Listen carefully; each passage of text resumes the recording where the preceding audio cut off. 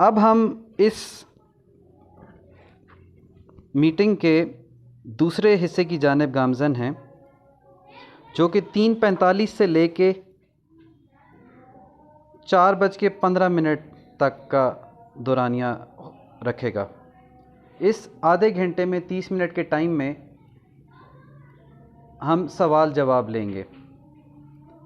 تو وسیم صاحب، آپ کوئی سوال پوچھنا چاہیں تو آپ پوچھ سکتے ہیں اس افسانے کے بارے میں۔ یہ پوچھنا تھا کہ یہ جو لفظ اس نے ٹھنڈا گوشت استعمال کیا ہے، وہ 2 دفعہ کیا یا 1 دفعہ کی لاسٹ میں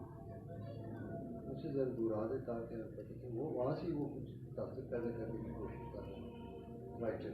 ٹھیک ہے، وہ کیا تاثر دینا چاہتے ہیں لفظ کو استعمال؟ وسیم صاحب نے سوال یہ پوچھا ہے ٹھنڈا گوشت کے بارے میں کہ یہ جو آخر میں انہوں نے اس اصطلاح کو استعمال کیا ہے کہ ٹھنڈا گوشت، تو اس کے بارے میں انہوں نے کہا ہے کہ ایک تو اس کو دوبارہ پڑھ دیا جائے اور لاسٹ جو پیراگراف ہے اس کو پڑھ دیا جائے اور پھر اس کے اوپر ہم دوبارہ سے گفتگو کرتے ہیں۔ تو میں اس کو ایک دفعہ پھر پڑھ بھی لیتا ہوں اور پھر اس کے اوپر جو سوال جواب ہیں پھر ہم اس کا آغاز کرتے ہیں۔ یہاں سے نا کہ جب وہ کہتا ہے کہ بہت سندر لڑکی تھی، اچھا، ایشور سنگھ نے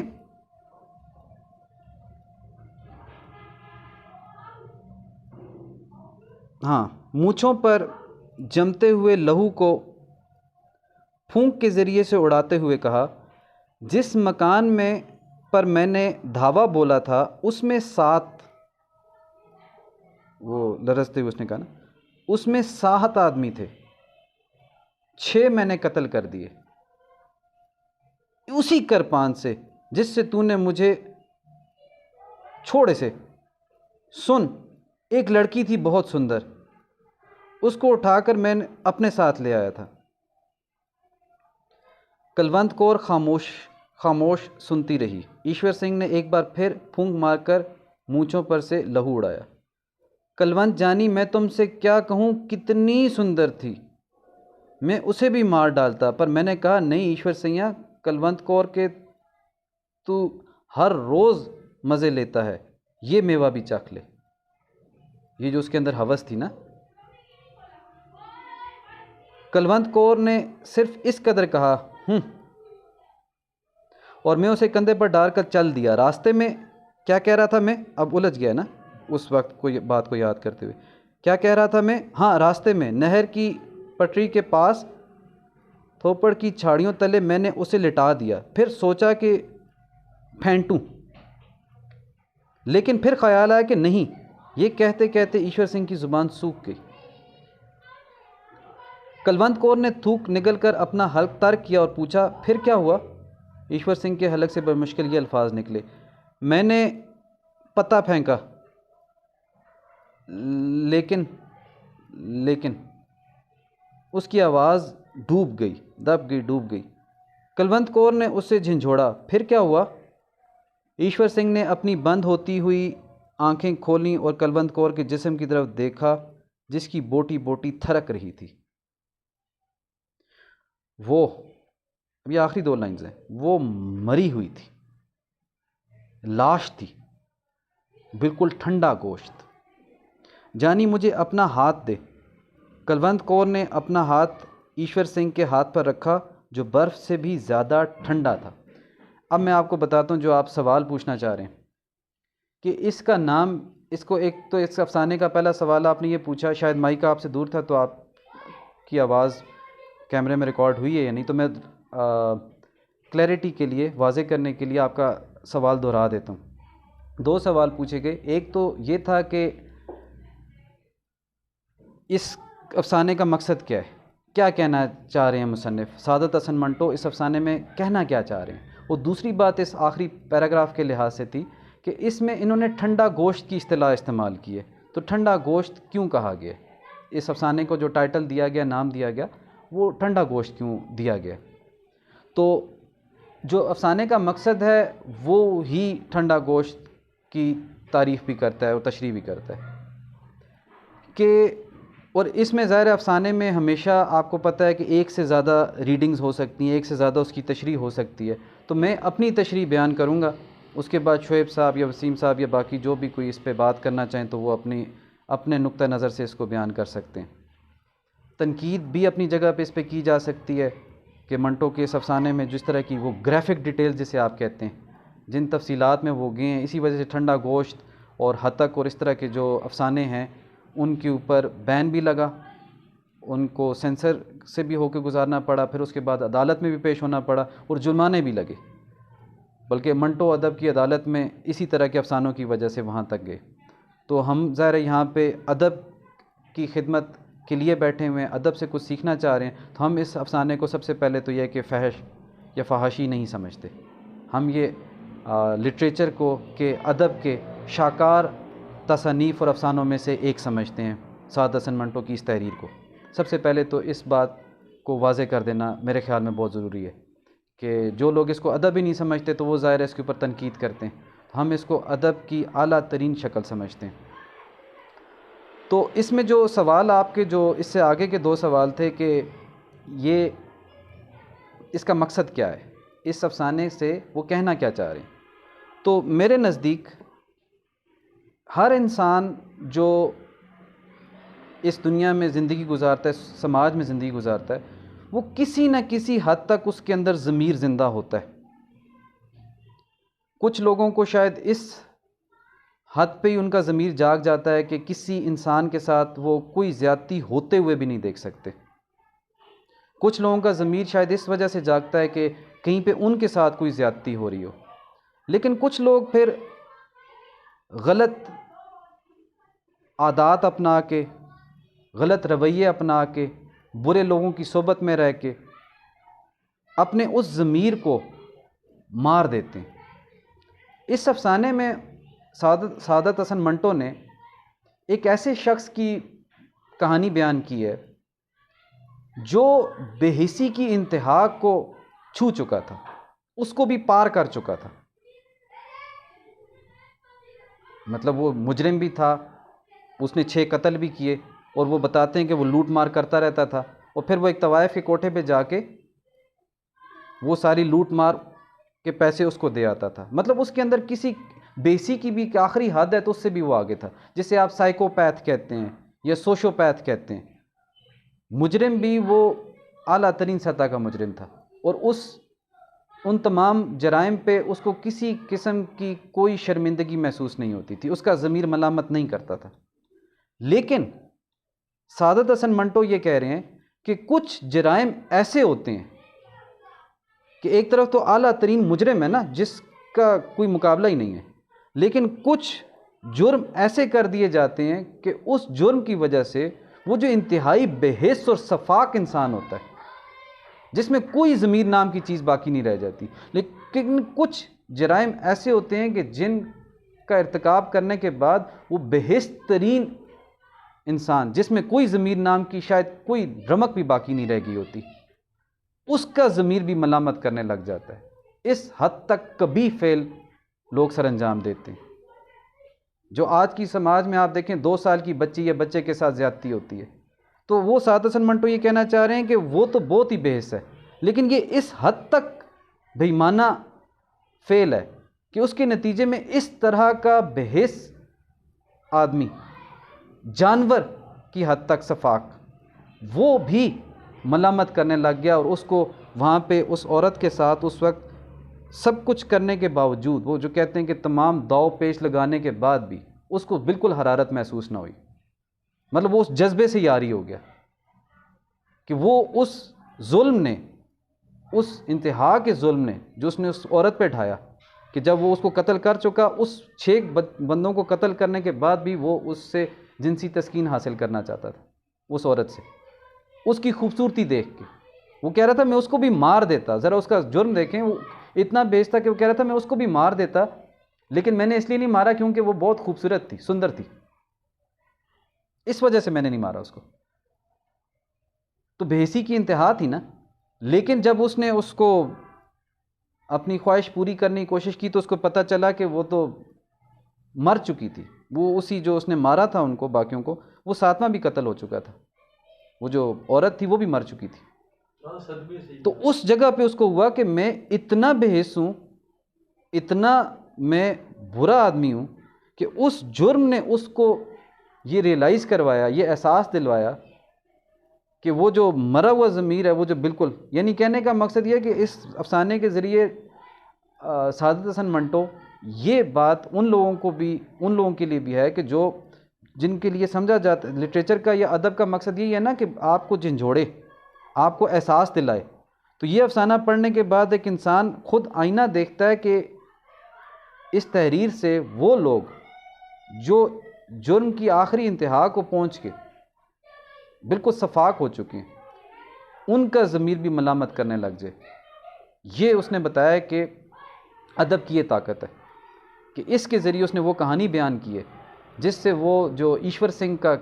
کردار ہے اس کو بھی ملامت کرنے لگ گیا اس کا ضمیر. تو یہ اس کا, تو پھر اس کے نتیجے میں وہ کہتا ہے نا کہ وہ گرمی ہوتی ہے نا, گہما گہمی ہوتی ہے, اس میں وہ کہہ رہا ہے کہ وہ بالکل ٹھنڈا گوشت بن گیا اور اس کا ہاتھ برف سے بھی زیادہ سرد ہو گیا, برف سے. بیوی کے ساتھ وہ رات کو سین کے اندر ہی نا پھر اور بند کر تو اس نے کہا تھا جی کہ عورت کے حوالے سے اس نے بات کی تھی کہ عورت کو کوئی گہنے وغیرہ نہیں چاہیے, اس کو جو ہے مرد کی ضرورت ہے. ٹھیک ہے, اس طرح کی چیز میں نے پڑھی تھی اس حوالے سے. یہ چیز بھی ایک اس میں ہے کہ عورت جو ہے کہ اس کی جس وقت تک اس کی تسکین نہیں ہوگی مرد کے ذریعے تو اس وقت تک وہ جو ہے پرسکون نہیں رہے گی,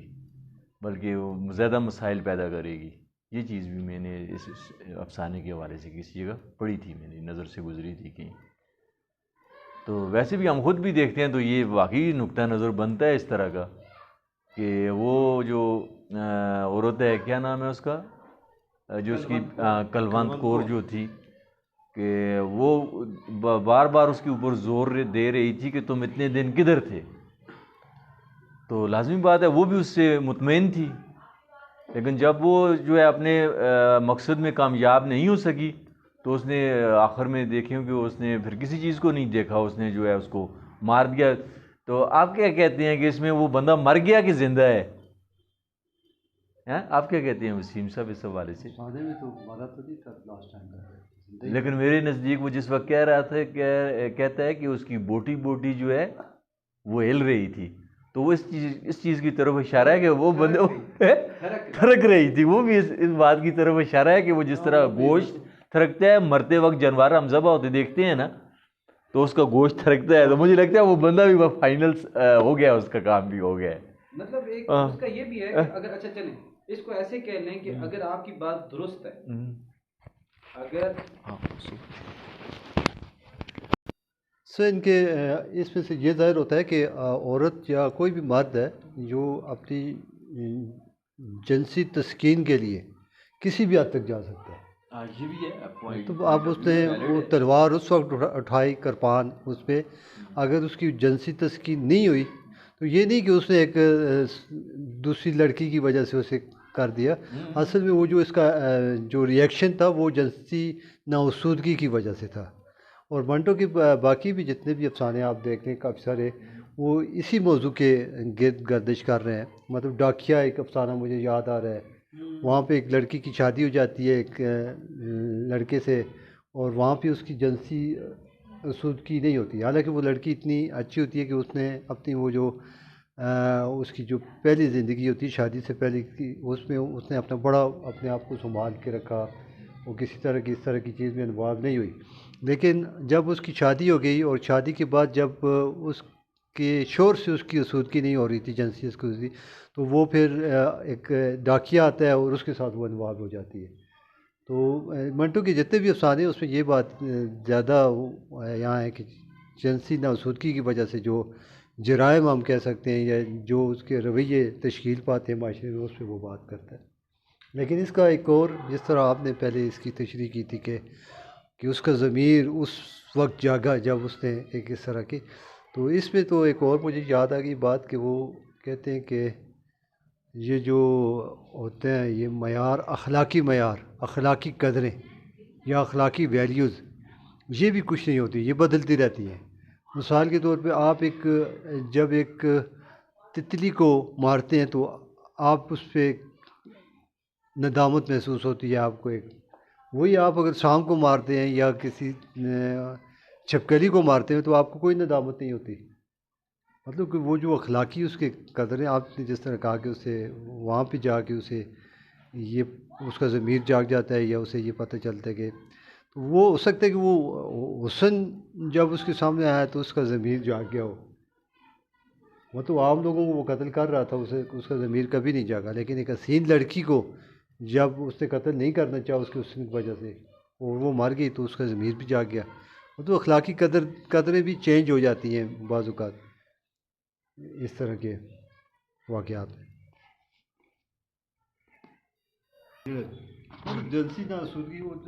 پوائنٹ آؤٹ کیتا نا، ہاں اس کے زیادہ جنسی ناسودگی بھی ہے. اس تو علاوہ اچھا اس کے علاوہ جو ہے کہ مرد کی نفسیات اور عورت کی نفسیات کو بھی جو ہے اس نے بہت اچھی طرح ادھر جو ہے بیان کرنے کی کوشش کی ہے، اور اس میں وہ بہت حد تک کامیاب بھی ہوا ہے. ٹھیک ہے، مرد کی جو فطرت ہے، مرد کی جو نیچر ہے، مرد بھی جو ہے آخری حد تک جو ہے کوشش کرتا ہے کہ میں اپنے مقصد کو حاصل کر لوں،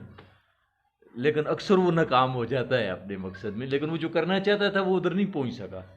ٹھیک ہے، ایک عورت کے اوپر جو وہ اپنی ایک برتری کو ایک ثابت کرنے کی کوشش کرتا ہے، جس وقت وہ آخر میں حد تک ناکام ہو جاتا ہے، جدھر وہ کہتی ہے کہ اب پتہ پھینک، عورت خود اسے کہتی ہے. ٹھیک ہے، اس سے پہلے وہ اپنی بھرپور کوشش کرتا ہے مرد کہ وہ اپنے مقصد میں کامیاب ہو، لیکن نہیں ہو سکتا. ٹھیک ہے، لیکن کیونکہ بندے کی کیپیسٹی ہے جتنی اس کے مطابق ہی کر سکتا ہے کوئی بھی کام، لیکن وہ جو ہے وہاں پر ناکام ہو جاتا ہے، چاہے اس کی ریزنز کوئی بھی ہیں، لیکن وہ کوشش کرتا ہے مرد کہ وہ اس طرح کرے، لیکن وہ ادھر ناکام ہو گیا. یہ چیز بھی ہے کہ اس میں جو ہے یہ پیغام بھی ہے. ٹھیک ہے، اس حوالے سے مرد کی فطرت کے حوالے سے، نیچر کے حوالے سے جو ہے. ٹھیک ہے، اسی طرح عورت کا بھی ہے، عورت کی بھی فطرت کو دیکھ لیں کہ یہاں پر اس نے کھل کے بیان کر دیا، اس نے اپنا جو اس کا معافی ضمیر ہے، جو بات ہم نے عورتیں جو ہیں عام عورتیں نہیں کرنا چاہتی لیکن ان کے دل میں ہوتی ہے وہ بات، وہ نہیں کرنا چاہتی، لیکن اس نے کھلے عام ان باتوں کو جو ہے کھلا کر دیا، بس کھول کے بیان کر دی. تو یہ جذبہ جو ہوتا ہے نا، یہ جو جنسی تسکین کا جذبہ ہوتا ہے یا جنسی جو جذبات ہوتے ہیں یہ بڑے شدید ہوتے ہیں. کسی عمر میں، بعض جوانی کی عمر میں یہ اتنے زیادہ شدید ہوتے ہیں کہ آپ نے سنا ہوگا کہ بعض لوگ قبروں سے لاشیں نکال کے بھی ان کے ساتھ جنسی فعل کے مرتکب ہوئے ہیں. اکثر آتے رہتے ہیں، واقعات ہوتے ہیں اس طرح کے. اور یہ اتنا شدید جذبہ ہے. جب ہم پریکٹس کر رہے تھے 2003-04 میں ہمارے پاس ایک کیس آیا تھا، قتل کا کیس. اور قتل کا کیس اس طرح کا تھا کہ وہ ایک آدمی نے اپنے ایک بھانجے کو اپنے گھر میں رکھا ہوا تھا. وہ بھانجے کو رکھا ہوا تھا، وہ بھانجے کے ریلیشنز اپنی اس عورت کے ساتھ، اس مرد کے مطلب اپنی مامی کے ساتھ ہو گئی. اور وہ کچھ کرتے رہے، وہ کسی جگہ پہ جا کے وہ کچھ اس طرح کی چیز پیدا ہوئی کہ اس نے ان کو قتل کر دیا، سب کو. وہ قتل کر کے رات کو بھاگ گیا. تو یہ جتنے شدید جہاں پہ کافی سارے بعض اوقات یہ جو کہتے ہیں نا کہ وہ اکثر آپ کہتے ہیں کہ یہ شعوری طور پہ ڈیولپ کیا جائے لوگوں کو، یہاں پہ اس حد تک یہ شدید ہوتے ہیں کہ شعور بھی کام نہیں کرتا. بعض اوقات یہ اتنے شدید ہو جاتے ہیں، جانور بن جاتا ہے آدمی،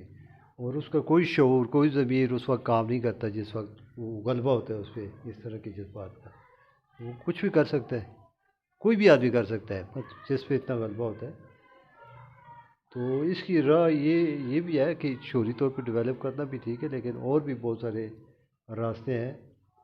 جن کے ذریعے ہم اسے وہ کر سکتے ہیں. اسی لیے کہتے ہیں کہ وہ جو شادی ہے وہ پراپر ایج میں کر لینی چاہیے تاکہ اس جذبے کو تسکین ہو سکے، اور پھر اس کے بعد وہ تھوڑا سا بہتر ہو جائے. میرا تو کوشچن آپ سے ایک یہ ہے کہ منٹو نے جنس کو اتنی زیادہ اہمیت کیوں دی ہے؟ اس کے اوپر اگر بات ہو جائے تو وہ زیادہ بہتر ہے کہ اس کا کوئی بھی افسانہ پڑھیں اس میں جنس انوالو ہے، اس حوالے سے بات ہوتی ہے لازمی. آخر کیا بات ہے وہ بندہ بات کرتا ہے اس کے اوپر؟ اتنی زیادہ وہ اس نے دیکھیں کتنی زیادہ اس کے ساتھ وہ کیسز وغیرہ میں الجھا رہا ہے، عدالتوں میں اس کو گھسیٹا گیا ہے، ٹھیک ہے، کیا کیا کہا گیا، لیکن وہ پھر بھی اس کام کو نہیں چھوڑتا. کیوں نہیں چھوڑ رہا؟ کیوں اس نے ٹاپک بنایا ہے، اس کو اپنا جو ہے موضوع بنایا ہوا ہے، اس کی وہ بات کرتے ہیں عرب سانے میں جو ہے، تقریباً عرب سانے میں. آج جو رائٹر ہوتا ہے یا جو بھی شخص ہے وہ لکھتا ہے، اس کا ایک پس منظر ہوتا ہے نا، بس اس کی اپنی زندگی کا مطالعہ ہمیں اس سلسلے میں کرنا چاہیے کہ اس نے کیسی زندگی گزاری، یا اسے کوئی پرابلم تو نہیں تھا، یا کوئی اس طرح کی ریئیکشن کے طور پہ بھی بعض باتیں سامنے آ جاتی ہیں. تو یہ تو ایک جو تنقید نگار ہوں، تنقید کرنے والے، وہ ساری چیزوں کو دیکھ کے پھر کسی نتیجے پہ پہنچا جا سکتا ہے کہ وہ اس نے مطلب ایک ہی موضوع لے کے یا کسی ایک ہی چیز کو ہر چیز کی وجہ قرار دینا، میں بھی نہیں سمجھتا کہ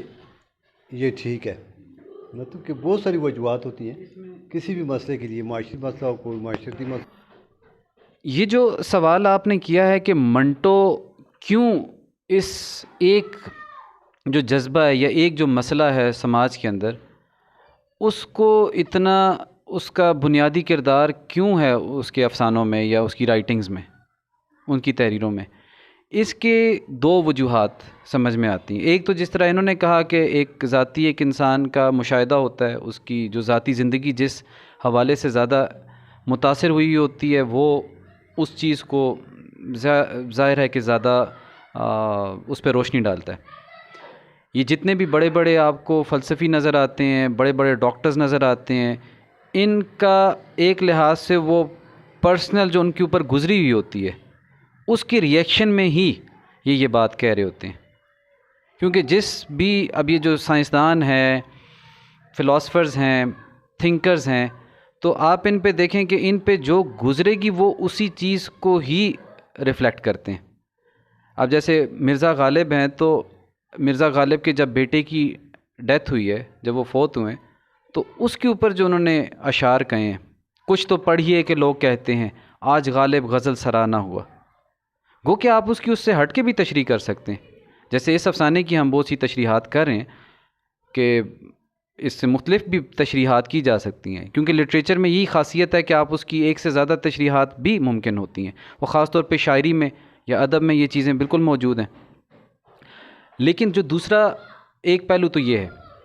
پہلا پہلو تو یہی ہے کہ جو اس کی زندگی پہ گزرا، اور ہم یہ نہیں کہہ رہے کہ جو اس پہ گزرا تو وہ اس کو بیان نہیں کرنا چاہیے. اگر ایک رائٹر نے اس طرح کے حالات گزارے ہیں، چاہے وہ اس لحاظ سے گزارے ہیں، اب اگر کوئی شخص ہے وہ زیادہ پولیٹیشین رہا ہے، سیاستدان رہا ہے، یا اس طرح کے معاملات میں وہ پڑا رہا ہے، تو وہ اس کا جو رجحان ہوگا وہ سیاست کے لحاظ سے، جو پولیٹیکل سکینڈلز ہیں ان کے لحاظ سے وہ زیادہ بات کرے گا. اب یہاں پہ اگر آپ دیکھیں کالی شلوار جو منٹو کا افسانہ تھا، یا ہتک، یا اس طرح کے جو افسانے ہیں جو بھلے سعادت حسن منٹو نے لکھے ہیں یا ممتاز مفتی نے لکھے ہیں، اس میں کسی حد تک آپ یہ بات کہہ سکتے ہیں کہ انہوں نے ذاتی طور پہ اس کا مشاہدہ کیا. یہ تو ایک پہلو ہے. دوسرا پہلو یہ ہوتا ہے کہ اس زمانے میں، جس زمانے میں یہ رائٹر موجود ہوتے ہیں، اس زمانے میں کچھ ایسی چیزیں ہوتی ہیں، کچھ ایسی ٹینڈنسیز ہوتی ہیں، کچھ ایسے رجحانات ہوتے ہیں جن کو اس دور کا رائٹر یا تعریف کی صورت میں اون کر لیتا ہے، اوڑھ لیتا ہے ان کو، یا ان پہ تنقید کرتا ہے. وہ جو بھی اس وقت کی ایک فورس ہوتی ہے. جیسے ایک زمانہ تھا 1880، 90، 1910 کے زمانے میں، اس زمانے میں جو آپ کے رائٹرز گزرے ہیں وہ نہ چاہتے ہوئے بھی مارکسزم، کارل مارکس، اینگلز، کیونکہ اس کے نتیجے میں آپ کو پتہ ہے رشیا میں ایک انقلاب آیا، ایک بہت بڑی ڈومینیٹنگ فورس تھی نا. بھلے اس میں لوگوں نے اس کو تسلیم کرتے ہوئے اس کے لٹریچر میں اس کو جگہ دی، یا اس کا انکار کرتے، اس کا رد پیش کرتے ہوئے، لیکن بہرحال دونوں صورتوں میں وہ جو اس وقت کا رجحان ہوتا ہے وہ لٹریچر پہ بھی اثر انداز ہوتا ہے، وہ فلسفے پہ بھی اثر انداز ہوتا ہے. خاص طور پہ آپ کا جو ڈرامہ یا افسانہ یا اس طرح کی جو کلچرل چیزیں ہوتی ہیں اس کو وہ بہت زیادہ اس پر اثر انداز ہوتا ہے. تو یہ جو سعادت حسن منٹو اور ممتاز مفتی تھے، یہ بنیادی طور پہ ایک بہت بڑے سائیکیٹرسٹ اور فلسفی بھی ان کو کہا جاتا ہے، اور اس کے علاوہ بھی ان کا بہت سی فیلڈز میں بہت زیادہ کنٹریبیوشن ہے، جو بہت بڑا ایک نام ہے، جنہوں نے ایک الگ زاویے سے انسان کی جو تہذیب ہے اس کا مطالعہ کر کے اس پہ ایک فلسفہ مرتب کیا۔ ان کا نام تھا سگمنڈ فرائڈ۔ تو سگمنڈ فرائڈ بنیادی طور پہ وہ انسان تھے جنہوں نے پہلی دفعہ انسان کی تمام تر تہذیب، تمام تر ارتقاء، تمام تر جو سماجی قدریں ہیں، ان سب کا جو اوریجن ہے، ان کا جو ماخذ ہے، وہ جنسی جذبے کو قرار دیا۔ جیسے مارکس تھا، تو کارل مارکس نے تمام تر چیزوں کو معیشت کی بنیاد پہ ٹٹولا، معیشت کی بنیاد پر اس کی تفصیل بیان کرنے کی کوشش کی۔ کچھ اور لوگ تھے جنہوں نے اس کو کسی اور زاویے سے بیان کرنے کی کوشش کی۔ کچھ جیسے لوگ ہیں جنہوں نے جغرافیہ کو بنیاد بنا کے بات کی۔ ایک کتاب تھی پرزنرز آف جغرافی، اس نے کہا کہ تمام تر جو مسائل ہیں، تمام تر جو ڈیسائسو فیکٹرز ہے، وہ جغرافیہ ہے، نہ انسان کا شعور ہے، نہ انسان کی جبلت ہے، نہ انسان کی عقل ہے، نہ لالچ ہے، نہ ایثار کا جذبہ ہے، کچھ بھی نہیں ہے۔ تو یہ مختلف فلسفی جو اس دور میں گزرے ہیں، تو اس زمانے میں جو 1920-30 کے زمانے میں جو فلسفہ بہت زیادہ عروج پہ تھا، اس میں سب سے زیادہ نام سگمنڈ فرائڈ کا آتا ہے۔ اور سگمنڈ فرائڈ کا نام یہ نہیں ہے کہ صرف اور صرف ادب میں، وہ سائیکالوجی کے اندر آپ دیکھ لیں جو آپ کی سب کانشیس کی بات کی جاتی ہے کہ شعور کے اس نے جو 3 درجات بیان کیے، وہ آج تک دیکھ لیں، خاص طور پہ اس وقت 1930 40 50 کے زمانے میں جو فلمیں بنی، جو ناول لکھے گئے، جو افسانے لکھے گئے، وہ پاکستان کا لٹریچر کی بات نہیں ہے، وہ پوری کی پوری دنیا کے لٹریچر کو اس نے افیکٹ کیا۔ یہاں تک کہ آپ سوچیں کہ جب سگمنڈ فرائڈ کو نوبیل پرائز دینے کی بات کی گئی بایولوجی کے اندر، تو یعنی اتنا کنٹریبیوشن ان کا فار ریچنگ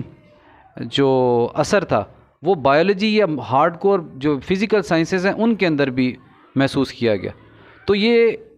یہ اثر لینا کوئی اتنی غلط بات بھی نہیں ہے کہ جتنی بنیاد پہ جا کے انہوں نے اس کی تشریحات کی یا اس پہ تحقیق کی، اگر آپ ان کی کیس سٹڈیز کو اٹھا کے دیکھیں تو انہوں نے اس بات کو اپنے لحاظ سے آپ کہہ سکتے ہیں کہ سائنسی بنیادوں پہ اس تمام تر چیز کو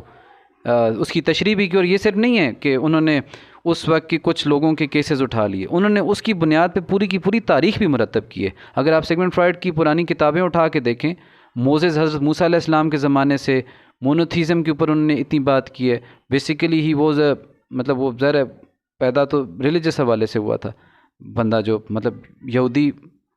تھا، لیکن آخر میں چل کے انہوں نے اس مذہب کا بھی رد کیا، اور تمام تر چیزوں کو انہوں نے بالکل ایک سائنسی انداز میں، جس طرح ایک سائیکیٹرسٹ یا ایک سائنٹسٹ جس طرح کام کرتا ہے، اس طرح سے انہوں نے تمام تر اپنے لٹریچر کو اوپن کر کے سامنے رکھا۔ تو یہ جو ممتاز مفتی تھے یا سعادت حسن منٹو تھے، اب اس میں آپ دیکھیں کہ وہ آپ کسی جگہ پہ یہ بھی کہا جاتا ہے انہوں نے اخلاقی قدروں کو پامال کیا، کہ ممتاز مفتی کے بہت سے افسانے ہیں، اسی طرح سعادت حسن منٹو کا ایک اور افسانہ ہے اللہ دتا کے نام سے، اس میں آپ دیکھیں تو جو قریب ترین رشتے ہیں، جس طرح وسیم بھائی جس کی طرف اشارہ کر رہے تھے کہ وہ جذبہ اس طرح سے غالب آ جاتا ہے، تو اس میں وہ بتاتے ہیں کہ وہ ایسے ہوتے ہیں کہ وہ اپنی بہن بھائی کے درمیان کے رشتے کا جو تقدس ہے اس کو بھی برقرار نہیں رکھ پاتے، باپ بیٹی کا رشتہ بھی اس کی بھینٹ چڑھ جاتا ہے،